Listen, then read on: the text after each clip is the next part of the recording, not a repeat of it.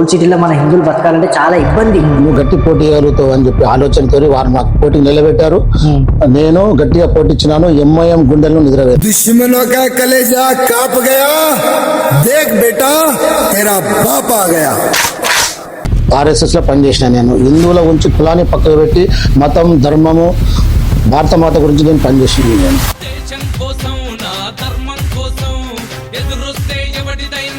బూత్లకు వచ్చి గుండాలతో మా యొక్క కార్యకర్తల మీద దాడి చేసి అప్పుడు పోలీసు వాళ్ళు ఎవరు ఉన్నారు అంకుల్? పోలీసు వాళ్ళు ఉన్నారు, ప్రేక్షక పాత్ర పోషించారు. పోలీసు వాళ్ళందరూ కూడా ప్రభుత్వ ఆఫీసర్లు కూడా ప్రేక్షక పాత్ర పోషించారు. ఈ మత ఛందస్వాదులను సృష్టించింది ఎంఐఎం పార్టీ. ఇక్కడ ఏ పండుగ వచ్చినా కానీ గొడవలు చేసింది ఎంఐఎం పార్టీ. ఏ గణేశులు వచ్చినా గొడవలు చేసింది ఎంఐఎం పార్టీ. ఏ బోనాలు వచ్చినా గొడవలు చేసింది ఎంఐఎం పార్టీ. ఈ ఒక్కొక్క హిందువు 100 మంది శత్రువులకు ఒక గట్టి గుణపాఠం శక్తివంతులం మేము అందరం కూడా.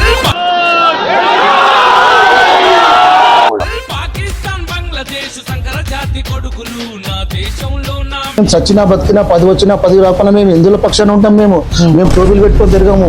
ఎంఐఎం గెలిచిందంటే ఇప్పటి వరకు నిజాయితీ ఓట్లతో గెలవలేదు. పోతే చాతకాంత దద్దమ్మలాగా ఎంఐఎం క్యాండిడేట్లు ఎంఐఎం కార్పొరేటర్లు పరిగెత్తిరాడు. ఇప్పుడు జంగమేట్ అంటే నాకు కుడి భుజం అని చెప్పి అక్బరుద్దీన్ ఓవైసీ గారు అన్నారు. అట్లాంటి జాగాలో మీరు గెలిచే పొజిషన్ ఉందంటే అరే వానికి అక్బరుద్దీన్కి కుడి భుజం లేదు, ఎడమ భుజం లేదు, వాని భుజం వానికే లేదు.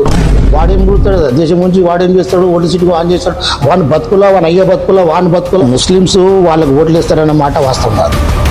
వాళ్ళకు 10% ముస్లింస్ ఓటేస్తారు. ఒకసారి మీరు రెగ్గింగ్ అవుతుంటే ఒక మహిళని మీరు బుర్కా తీయండి అంటే దానివల్ల మీరు క్రిమినల్ కేసు అయింది. డైరెక్ట్ బుర్కా, మగపిల్లలు కూడా బుర్కాలు వేసుకొని వస్తారు, ఆడవాళ్ళగా గాజులు వేసుకొని వస్తారు. ఓట్లు ఇక్కడ బతకనికే చాలా కష్టమైంది ఓల్డ్ సిటీలో. అట్లంటే చచ్చిపోయిన తర్వాత బుంద పెడితే బుందలీన కబ్జా చేస్తారంటగా. నమస్తే, welcome back to our channel Bunty fellow. ఈరోజు మరొక ముఖ్యమైన వ్యక్తిత్వం అయితే మేము ముందుకు వచ్చేసిన. ఇక్కడ ఏంటంటే ఇప్పుడు మనం పొలిటికల్ ఓకేనా, మన బీజేపీ తరఫు నుంచి ఒక అంకుల్ జంగమేట్ అనే ఒక ఏరియాలో పోటీ చేశాడు. ఎట్లా అంటే ఇప్పుడు ఆ ఒక్క అంకుల్ పోటీ చేసినంటేనే కొంతమంది వ్యక్తులకి దడ ఉడుతుంది. పాత సీనియర్ వ్యక్తి అంటే సంఘంలో పనిచేసిన వాళ్ళకి చాలా ఉంటది ధర్మం పట్ల కానీ మన దేశం పట్ల. అట్లాంటి వ్యక్తిని అయితే మేము ముందుకు తీసుకొచ్చేసిన. అంకుల్ ద్వారా తెలుసుకుందాం అంకుల్ అసలుకి ఏంది ఈ విషయాలన్నీ. అసలు ఓల్డ్ సిటీలో మన హిందువులు బతకాలంటే చాలా ఇబ్బంది. అయినా అని ఇంత ఇబ్బంది లేకపోయినా మీరు మీరు ఒక్కరు పోటీ చేస్తున్నట్టనే కొంతమంది వ్యక్తులకు దడ కొడుతుంది. అసలుకి మీ శక్తి ఏంది అని చెప్పి తెలుసు.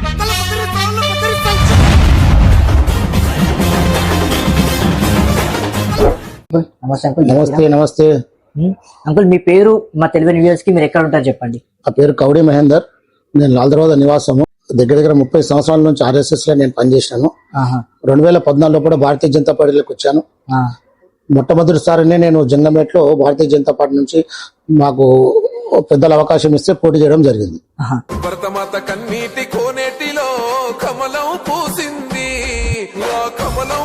అంకుల్, అసలుకి మీరు పోటీ చేయడానికి కనుక పొలిటికల్ లోకి రావడానికి కారణం ఏమన్నా?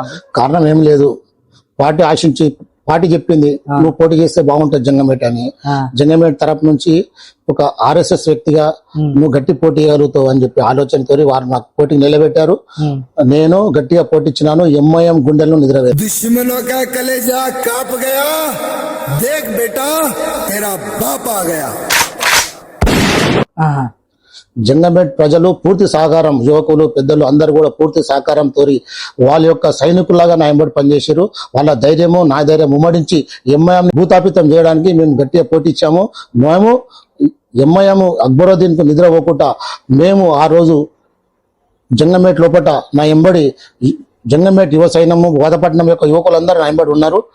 కాబట్టి నేను అంత గట్టిగా పోటీ ఇవ్వగలిగినాను. ఇప్పుడు ఎక్కడైనా సరే ఏ హిందూకైనా ఏమైనా అయిందనుకో, ఎవరికైనా కొన్ని యువతకి ఏమైనా అయిందనుకో, మరి మన హిందూ యువతరా అని చెప్పి అందరు పట్టించుకోరనుకో. అట్లాంటిది మీకు ఇంత వయసు వచ్చినా కానీ నా హిందూ యువత నా బిడ్డ అనుకొని మీరు పోగలుగుతారు. ఎందుకు అట్లా? నాకు మొదటి నుంచి ఆర్ఎస్ఎస్ లో పనిచేసిన నేను హిందువుల గురించి కులాన్ని పక్కకు పెట్టి మతం ధర్మము భారత మాత గురించి నేను పనిచేసిన. నేను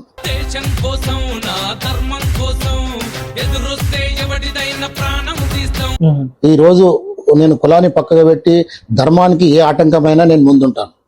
అది నాకు నేర్పింది ఆర్ఎస్ఎస్ సిద్ధాంతం. మీరు వేసుకున్న కండవా? మా వేసుకున్న కండనే మా అందరికి ఆదర్శము. ఇక్కడ మా అందరికి స్ఫూర్తి కాషాయమే. కాబట్టి ఈ స్ఫూర్తితో ముందు పోయినాము. మేము మంచి అయినా చెడైనా మా ధర్మం గురించి మేము పోరాడతాం. ఎవరికి భయపడి మేము పోటీ చేయలేదు. ఎంఐఎం గుండాలు మా ఎంబడి పడ్డప్పుడు కూడా వాళ్ళ గుండెల్లో నిద్రపోయి భారతీయ జనతా పార్టీ పనిచేసింది. మీరు గెలుస్తారని తెలిసిన మూమెంట్ లో మీకు 2000 ఓట్లు వచ్చినాయి. మీరు గెలుస్తారని తెలిసిన మూమెంట్ లో అప్పుడు పెద్ద గొడవ అయిందంట ఓటు పోలింగ్ బూత్ లో. మధ్యాహ్నం 2 గంటల వరకు ఎలక్షన్ లోపల 2000 లీడింగ్ ఉంటుంది. మేము 2000 లీడింగ్ ఉంటే అక్బరుద్దీన్ ఓవైసీ డైరెక్ట్ ఇన్వాల్వ్ అని చెప్పేసి పోలింగ్ ఆపేసిరు. దానికి ప్రభుత్వం బీఆర్ఎస్ ప్రభుత్వం వానికి సపోర్ట్ చేసింది. ఆ రోజు సపోర్ట్ చేసి 2 గంటల తర్వాత నమాజ్ తర్వాత ఈ గుండాలను తీసుకొని నా పోలింగ్ బూత్ లకు వచ్చి గుండాలతో మా యొక్క కార్యకర్తల మీద దాడి చేసింది. అప్పుడు పోలీసు వాళ్ళు ఎవరు ఉన్నారు అంకుల్? పోలీసు వాళ్ళు ఉన్నారు, ప్రేక్షక పాత్ర పోషించారు. పోలీసు వాళ్ళందరూ కూడా ప్రభుత్వ ఆఫీసర్లు కూడా ప్రేక్షక పాత్ర పోషించారు. మా కార్యకర్తలు 10-20 మంది కార్యకర్తలు ఉంటే 100 మంది కార్యకర్తలు లోపలికి వచ్చి పోలింగ్ బూత్లకు కౌంటింగ్ హాల్లకు వచ్చి కొట్టిరు. అంటే ఈ ఓల్డ్ సిటీలా ఏడ చూసినా హిందువులకే ఇబ్బంది. ఇది ఇప్పటి నుంచి కాదు, గత 40 ఏళ్ళ సంది ఈ మత ఛందస్సవాదులను సృష్టించింది ఎంఐఎం పార్టీ. ఎక్కడ ఏ పండుగ వచ్చినా కానీ గొడవలు చేసింది ఎంఐఎం పార్టీ. ఏ గణేషులు వచ్చినా గొడవలు చేసింది ఎంఐఎం పార్టీ. ఏ బోనాలు వచ్చినా గొడవలు చేసింది ఎంఐఎం పార్టీ.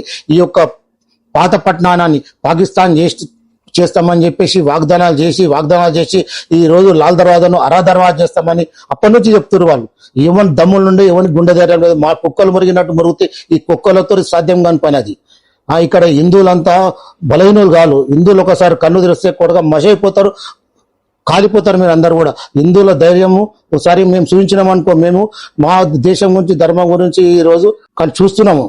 కాకపోతే మా మీద దాడి చేసే ప్రయత్నం చేస్తే ఏ హిందూ యువకుడు ఒక్కొక్కరు తరిమి కొడతాం కొడుకులారా మీ అందరికి. అంటే ఇప్పుడు హిందూ యువత మొత్తం ఇక్కడ హోల్ సిటీలా అంటే మొత్తం అందరు తాగుకి కానీ ఇట్లా గంజాయికి కానీ అలవాటు అయిపోయి ఒక తప్పుతో వల్ల పోతున్నారు. అట్లాంటి వాళ్ళ యువతనేమో ఎట్లుందంటే అరే మీరు మన మతం కోసమే కొట్లాడాలని వాళ్ళ యువత ఉంది. మన యువత తప్పుతో వల్ల పోతుంది. మన యువతను ఎవరు కరెక్ట్ చేయాలి?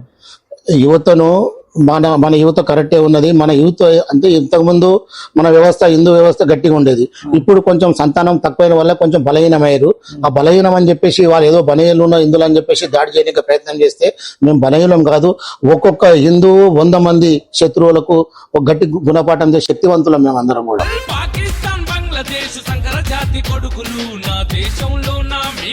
మీరు ఏదో బలహీనులు అనుకుంటారు, హిందువులంతా బలహీనులు కాదు. ఒక్క హిందువు నువ్వు 10 మంది గుండాల తీసుకురా ధైర్యంగా ఎదుర్కొనే శక్తి మా హిందూ యువకుల పాటు ఉంటది. ఇక్కడ ఓల్డ్ సిటీలో ఇంతకు ముందుకు ఒక ఆయన ఎంఐఎం పార్టీ జెండా గుంజేసిండు. ఆయన వ్యక్తి వాళ్ళకి బెయిల్ తెప్పించుడు కారణం వినగా మీరే అంట. బెయిల్ తెప్పించే కారణం నేనే. ఇప్పుడు ఈ బెయిల్ తెప్పించు గత 20 ఏళ్ళ సంది ఏ హిందువుకు ఆపద వచ్చినా గానీ నా వెనక ఎవరు వచ్చినా గానీ మేము మా బాధ్యత హిందువులను కాపాడే బాధ్యత భారతీయ జనతా పార్టీది. హిందువులను భారతీయ జనతా పార్టీ కాబట్టి ఎక్కడ దేవాలయం పైన దాడి జరిగినా ఏ హిందూ పైన ఏ ముస్లిం దాడి చేసినప్పటికీ వాళ్లకు కాపాడుకున్న బాధ్యత మాది. టీఆర్ఎస్ చూస్తేనేమో హిందూ వాళ్ళు బొందు వాళ్ళు అంటారు, కాంగ్రెస్ చూస్తేనేమో ముస్లింస్ అయితే కాంగ్రెస్ అంటారు. మన బీజేపీ వాళ్ళు ఏమైపోవాలి ఇప్పుడు? మన బీజేపీ వాళ్ళు ఏమైతాం? బీజేపీలో మేము సచ్చినా బతికినా 10 వచ్చినా 10 రాకుండా మేము హిందువుల పక్షాన ఉంటాం. మేము టోపీలు పెట్టుకొని తిరగము. రంజాన్ వస్తే బక్రీద్ వస్తే మేము కాషాయ టోపీ పెడతాం. మేము ఎవరికి బానిసగా హిందువులు బతకరు. ఈ రోజు కాంగ్రెస్ బీఆర్ఎస్ ఇద్దరు కూడా ఎంఐఎం తొత్తులే. ఎంఐఎం తొత్తులాలు వాళ్ళు ఓటర్ రాజకీయం చేసి దేశాన్ని నాశనం చేసిరు. ఈరోజు ఓల్డ్ సిటీ గురించి ఏ హిందూ నాయకుడు పట్టించుకున్నా లేరు. ఏ ప్రభుత్వం వచ్చినా మద్దతు వాళ్ళకి ఎంఐఎంకే. హిందువులకు ఏ పార్టీ మద్దతు వాళ్ళకలే. ఎంతో మంది సఫర్ అయ్యారు హిందువులు. ఒక టైంలో ఓల్డ్ సిటీ మొత్తం హిందువులు ఉంటుండే, కానీ కొంతమంది వ్యక్తులు ఇప్పుడు ఉన్న ఇల్లు గిన వదులుకొని కనుమరుగు అయిపోయారు. అది ఎక్కడికి వెళ్ళిపోయారట? వీళ్ళంతా కనుమరుగు ఏం కాదు. హిందువులంతా కూడా ఇక్కడ నుంచి బార్డర్ లోపల భయభ్రాంతులు చేసి చాలా మంది హిందువుల పైన దాడి చేసి చాలా మంది చనిపోయారు. వాళ్ళ మహిళలను కూడా తీసుకుపోయి వీళ్ళు ఏ విధంగా వాడుకోవాలి ఆ విధంగా వాడుకున్నారు. ఆ విధంగా ఇక్కడ నుంచి ఉన్న వాళ్ళంతా బార్డర్లో ఉన్నంత ఇల్లు అమ్ముకొని వాళ్ళంతా వేరే ప్రాంతానికి వేరు. అయినా కానీ వాళ్ళ ఫెస్టివల్ మన దగ్గరికి వస్తారు. వాళ్ళు ఇప్పుడు ఈ మధ్య లేరు. చాలా మంది ఇల్లు కాల్ చేసి అక్కడిక్కడ వేరు. అయినప్పటికీ కూడా ఉన్న హిందువులు ఎవరు కూడా భయభ్రాంతులు తొలగలేరు. ధైర్యంగా మేము ఎవరైతే గుండాయిజం చేసి ఎంఐఎం కొడుకులంతా కూడా మా దగ్గర వచ్చి దౌర్జన్యం చేసి అన్యాయం చేసి దేవాలయం ధ్వంసం చేస్తారు. దేవాలయం ధ్వంసం చేస్తే ఎవరు ధ్వంసం చేసిండంటే ఎవరు తాగుబోతోడు ధ్వంసం చేసిండు, వాడు పిచ్చోడు ధ్వంసం చేసిండు, లేకపోతే మతి సీమితం లేని వాడు ధ్వంసం చేసిండని నీతులు చెప్తారు పోలీసు వాళ్ళు. మళ్ళీ అదే ఏదైనా మస్జిద్ మీద ధ్వంసం అయితే మేధావి చేసిండు, హిందూ మేధావి. ఈ విధంగా సృష్టిస్తారు వాళ్ళు. ఇదంతా సృష్టించడానికి కారణం ప్రభుత్వం సపోర్ట్ చేసి ఈ విధంగా హిందువులను ఏ విధంగా నాశనం చేయాలి, ఏ విధంగా వీళ్ళకు భూతాపితం చేయాలి, ఇక్కడ నుంచి ఎందులో ఏ విధంగా ఎలగొట్టాలి అనే ఆలోచనతో ప్రభుత్వము ఎంఐఎం కలిసి పనిచేస్తారు. అంటే మీరు ఎప్పటి నుంచో మన ధర్మం కోసం ధర్మం పట్ల కానీ పార్టీ పట్ల కానీ తిరుగుతున్నారు కదా అంకుల్, మీ మీద ఎప్పుడు దాడి జరగలే? నా మీద ఎలక్షన్ లో 2 సార్లు దాడి జరిగింది. ఎప్పుడు చెప్తే ఇప్పుడు గుండాలను తీసుకొని వచ్చారు. మళ్ళీ కౌంటింగ్ లకు వచ్చిన తర్వాత ఆ కౌంటింగ్ ఒక ఆఫీసర్ వచ్చిండు 5 గంటల వరకు. ఆ చంద్రాయణగుట్ట ఉన్న కార్పొరేషన్ కౌంటింగ్ అంతా అయిపోయినాక 6 డివిజన్ల కౌంటింగ్ అయిపోయిన తర్వాత నా కౌంటింగ్ ఆపడానికి కారణం ఏంది? ఆడ మేము మా ఏజెంట్లు మాత్రమే ఉన్నవాడ. ఈ ఎంఐఎం గుండాలంతా 100 మంది వచ్చారు. ఆడికి బూత్లకు ఎట్లా వచ్చారు వాళ్ళు? పోలీసు వాళ్ళు ఉన్నారు, వ్యవస్థ ఉంది, వాళ్ళకి ఎట్లా రానిచ్చారు పోలీసు వాళ్ళు? లోపలికి వచ్చి గుండాయిజం చేసుకొచ్చి మా ఏజెంట్లను తన్నీరు కొట్టిరు, ఈ పెన్సిల్తో కొట్టి అందరు రక్తం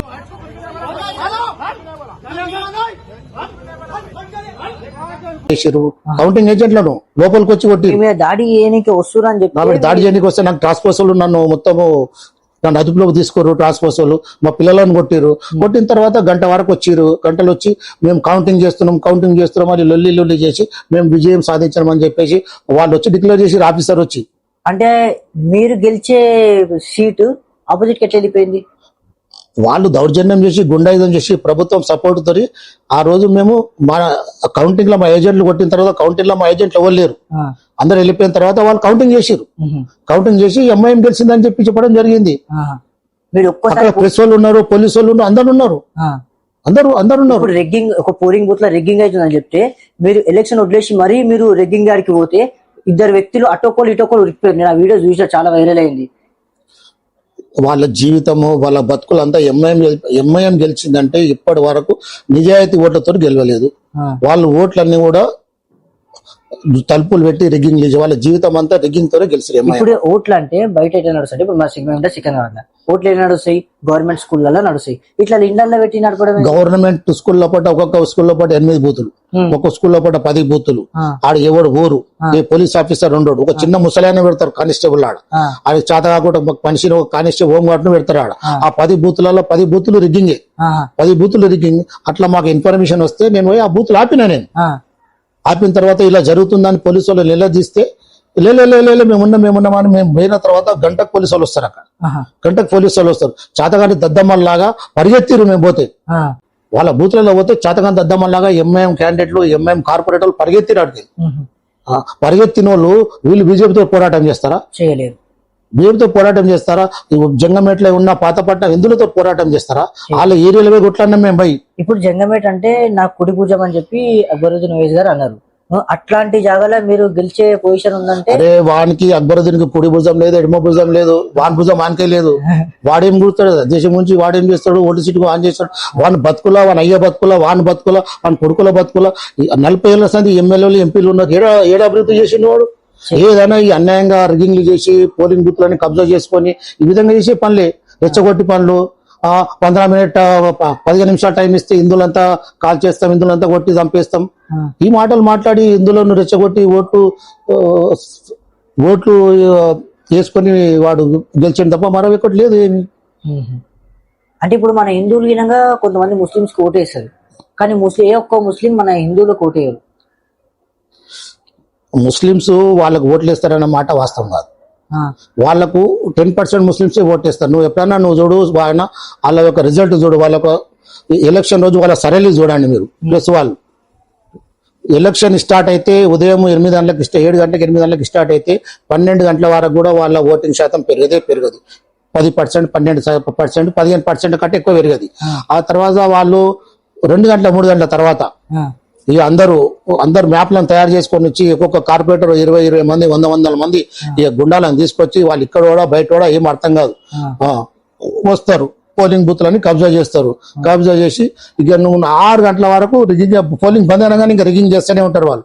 రిగ్గింగ్ చేసి 7 గంటల వరకు రిగ్గింగ్ చేస్తూనే ఉంటారు. రిగ్గింగ్ చేసి అప్పుడు ఏమవుతుంది అంటే ఎలక్షన్ సరైన ఎంత అవుతుంది? 15 నుంచి 80% అయిపోతుంది. ఒకసారి మీరు రిగ్గింగ్ అవుతుంటే ఒక మహిళని మీరు బుర్కా తీయండి అంటే దాని వల్ల మీకు మీద కేసు అయిందంటే డైరెక్ట్ బుర్కా. మగపిల్లలు కూడా బుర్కలు వేసుకొని వస్తారు, ఆడవాళ్ళగా గాజులు వేసుకొని వస్తారు ఓట్లు వేయడానికి. వాళ్ళని పట్టిద్దామంటే పోలీసు వాళ్ళు వాళ్ళకి సహకరిస్తారు.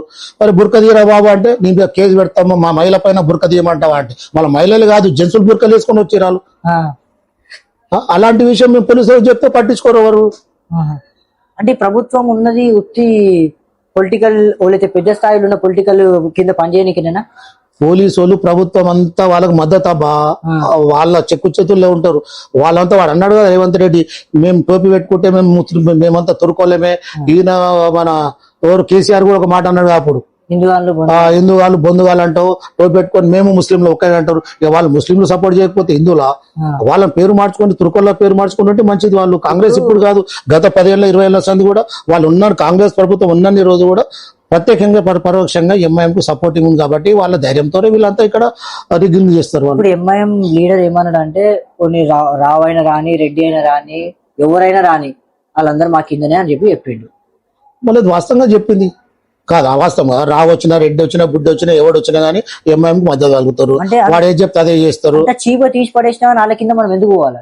అరే వాళ్ళకి ఓట్లు కావాలి, 10 కావాలి. దేశం ధర్మం అవసరం లేదు వాళ్ళకు. మేము 10 ఉన్నామా లేదా? ఆడు ఎవడు మద్దతు ఇచ్చిండు? దొంగల, రాక్షసుల, గద్దర్గాల, నక్సలైట్ల, లేకపోతే తీవ్రవాదుల ఎవరైనా మద్దతు మాకు ప్రభుత్వం ఉన్నామా లేదా? మాకు ప్రభుత్వం కావాలి, 10 కావాలి. దేశం ధర్మం ఇవన్నీ వాళ్ళకి అవసరం లేదు. ఇప్పుడు ఇన్ని గుడిలు ధ్వంసం అవుతున్నాయి కానీ ప్రతి ఒక్క లీడర్ దేవుని మొక్కుతాడు, బొట్టు పెట్టుకుంటాడు, మన హిందూ పేరు పెట్టుకుంటాడు. కానీ ఏ లీడర్ ఎందుకు రాడు గుడికి ధ్వంసమైనప్పుడు? పుట్టి బీజేపీ వాళ్ళు తప్ప. బీజేపీ వాళ్ళు తప్ప. బీజేపీలో మేము మాకు 10 ఉన్నా 10 లేకపోయినా మేము జాతి గురించి, దేశం గురించి, ధర్మం గురించి పోరాటం చేస్తాం. కాబట్టి మాకు ధర్మం గురించి పోరాటం చేస్తాం కాబట్టి ఏ దేవాలయం అయినా భారతీయ జనతా పార్టీ ఉంటుంది. వీళ్ళంతా హిందువులు కాదు. ఓట్లు వేసే వాళ్ళకి అవగాహన కలవాలి. ఇదంతా మేము ఎవరికి ఓటు వేస్తున్నాం, వీళ్ళు ఎవరికి మద్దతు ఇస్తున్నారు, వీళ్ళు హిందువులకు మద్దతు ఇస్తారా, ముస్లింలకు మద్దతు? ఉన్నోళ్ళంతా హిందువులే ప్రభుత్వంలో, కానీ వీళ్ళ మద్దతు ఎవరికి ఉంటుంది? దేవాలయం గుగ్గులు కొడితే ఏ కాంగ్రెస్ నాయకుడు రాడు. దేవాలయం ఏమన్నా గోవాత దాడితే ఏ కాంగ్రెస్ నాయకుడు రాడు. వీళ్ళంతా ఎవరు? ఎంఐఎంలు వచ్చి ఆదిస్తే వాళ్ళకి సపోర్ట్ చేస్తారు. వీళ్ళు వచ్చి ఎప్పుడు ఆడ వాళ్ళది ఒక స్టేట్మెంట్ ఉండదు. వాళ్ళది ఒక స్టేట్మెంట్ ఇయ్యరు. అసెంబ్లీలో ఒక మాట మాట్లాడరు.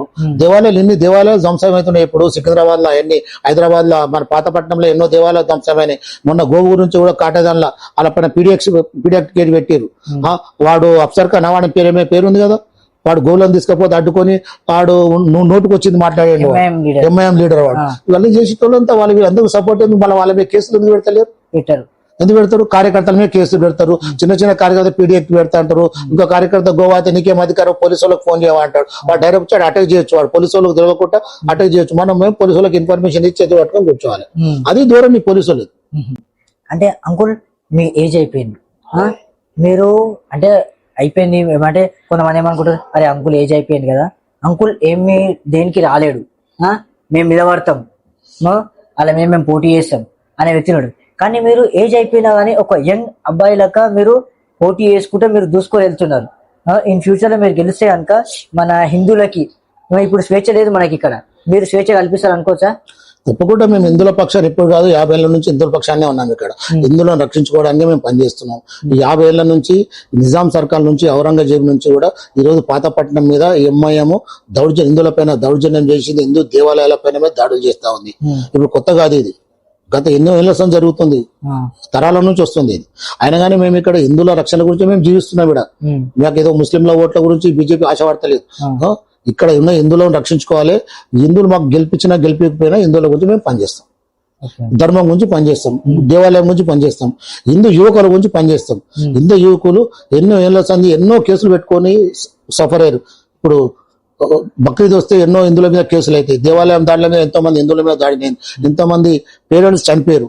వాళ్ళు కూడా ఈ రోజు అనుభవిస్తారు పాపం వాళ్ళు. అలాంటి వాళ్ళ గురించి మేము ఎప్పుడు మాకు 10 ఉన్నా లేకున్నా హిందూ ధర్మం గురించి, హిందువుల గురించి మేము పనిచేస్తాం తప్ప మాకు ఎవరి గురించి ఆశపడి ప్రభుత్వం రావాలి లేకపోతే మాకు 10 రావాలని మేము ఎప్పుడు పోటీలో లేము. మేము మా ధర్మము, మా దేవాలయాలు, మా హిందువుల గురించి మేము పనిచేస్తాం. ఇంతగానం పోటీ చేస్తారు, ఇంతగానం చేస్తారు, మీ బ్యాక్గ్రౌండ్ సపోర్టింగ్ ఉంది? బ్యాక్గ్రౌండ్ ఏం లేదు, నాకు హిందువుల బలమే నాకు బ్యాక్గ్రౌండ్. నాకు బ్యాక్గ్రౌండ్ అవ్వలేరు. మా నాన్న పొలిటికల్ కాదు, మా అమ్మ పొలిటికల్ కాదు. నేను ఫస్ట్ నుంచి ఒక ఆర్గనైజేషన్, RSS ఆర్గనైజేషన్ లో పనిచేసిన, ప్రజల మధ్య తిరిగిన. ప్రజల బలమే మా బలం, హిందువుల బలమే నా బలం, నాకు వేరే బలం ఏం లేదు. ఇప్పుడు ఇక్కడ ఎవరికి ఏమైనా మీరు చూసుకుంటారా అంకుల్? మేము కులం గురించి ఎప్పుడు పనిచేయను. పాతపట్నం ప్రతి ఒక్క నాయకుడు కూడా ధర్మం గురించి, కులాన్ని పక్కకు పెట్టి ధర్మం గురించి, హిందువుల గురించి పనిచేసిన నాయకులు ఇక్కడ బీజేపీ నాయకులు అందరూ కూడా, ఆహా, మిగతా నాయకులు కూడా పనిచేసారు, అట్లా ఏం లేదు ఇక్కడ. కాంగ్రెస్ వాళ్ళు కూడా, ఇక్కడ ఉన్న కాంగ్రెస్ వాళ్ళు కూడా ధర్మం గురించి ఎప్పుడు పిలిస్తే అప్పుడు వస్తారు. ఆహా. వాళ్ళందరూ కూడా ఇక్కడ కలిసే పనిచేసినాం. ఇప్పటికైనా కానీ ప్రజల్లో చైతన్యం తేవాలి. మనం అందరం కూడా పార్టీలకు అతీతంగా, కులాలకు అతీతంగా ఏ ధర్మం గురించి ఏ ఆటంకం వచ్చినా అందరికి కలిసి వస్తే ఈ రాక్షసులకు అందరికి కొంచెం గుణపాఠం చెప్పినట్టు అవుతుంది. కాబట్టి అందరం మన యొక్క సంఘటన మీద శక్తి అయితేనే మనమంతా ఎవరికన్నా మన దగ్గర శక్తి ఉంటే భయపడతాం. కాబట్టి మనం ఉన్న పాత పట్టణాన్ని కాపాడుకోవాలో అన్ని పార్టీలు పక్కకు పెట్టి మన పార్టీకి, మన ధర్మానికి ఏమనైతే కలిసికట్టుగా మనం ఉంటేనే మన ధర్మాన్ని మనం కాపాడగలుగుతాం. ఓల్డ్ సిటీలో ఇక్కడ బతకడమే చాలా ఇప్పుడు వాళ్ళు ఏదైతే మతం గురించి ఏ విధంగా పోరాటం చేస్తారో మనం కూడా వాటిలకు అతీతంగా, కులాలకు అతీతంగా ధర్మం గురించి పనిచేస్తే ఓల్డ్ సిటీలో మనం గట్టిగా ఉన్నట్టు ఉంటుంది. ఇక్కడ బతకడానికైనా చాలా కష్టమవుతుంది ఓల్డ్ సిటీలో. అట్లంటే చచ్చిపోయిన తర్వాత బుంద పెడితే బుందలీన కబ్జా చేస్తారంటగా నాయన చెప్తున్నా కదా, 40 ఏళ్ల సంది వాళ్ళ గుండాయిజము అన్ని కబ్జాలే. ఈ రోజు నల్లవాగులా ఎన్నో ఎకరాల జాగా నల్లవాగుది, ఈరోజు ఒక ఎకరం లేదు. బతుకున్నాక స్వేచ్ఛ లేదంటే చచ్చిపోయినాక బొందలు పెడదామన్నా కానీ బొందలు పెట్టినాక స్థలం లేదు. ఇప్పుడు ఇవన్నీ కబ్జాలు చేసుకుని కూర్చురు. ఎంత మంది మొర పెట్టుకున్నాము ఆఫీసర్లకు, ఇట్లా మాకు కబ్జాలు పెట్టుకుని బొందలు గడ్డ అంటే ఎవరు పట్టించుకున్న నాదులు లేరు. అలాంటి దీనమైన పరిస్థితి ఈ రోజు పాతపట్నంలో కూడా హిందువులు జీవిస్తారు. మీరు ఇంకా ఇట్లనే మంచిగా పోటీ చేసి మీరు ఒక సీట్ సంపాదించి మీరు ఒక స్థాయిలో ఉండాలని చెప్పి మేము కానీ, మీ జంగమేట్ ప్రజలు కానీ మీకు ప్రతి ఒక్కరు ఓటు వేయాలా, మన హిందూ అన్న వ్యక్తి ప్రతి ఒక్కరు మీకు ఓటేసి మేము గెలిపించాలని చెప్పి మా ఛానల్ తరఫు నుంచి మేము అనుకుంటున్నాం. చాలా సంతోషము. ఇప్పటికి కూడా ఎప్పటికైనా జంగమేటు యొక్క ప్రజలను మర్చిపోలేను. వాళ్ళు మాకు పూర్తి సహకారం ఇచ్చింది. భారతీయ జనతా పార్టీ ధర్మానికి, బీజేపీకి సపోర్ట్ చేశారు కాబట్టి ఈ రోజు ఎంఐఎం అక్బరుద్దీన్ విషయంలో నేను ముందు పోరాటం చేయడం జరిగింది. జంగంపేట యువకులు, ప్రజలందరూ కూడా న్యాయపడి ఉన్నందుకు వాళ్ళకు ఎప్పుడు నేను రుణపడి ఉంటాను. ఇక ఓల్డ్ సిటీ యువకులు, యువత అందరూ కూడా ఏ సమస్య వచ్చినా అని మేము ముందుండి పరిష్కారం చేస్తాము. అవకాశం, భాగ్యం నాకు సేవ కలిగించినందుకు పాతపట్నంలో యువతలకు అందరికీ కూడా, హిందూ బంధువులందరికీ కూడా ధన్యవాదాలు.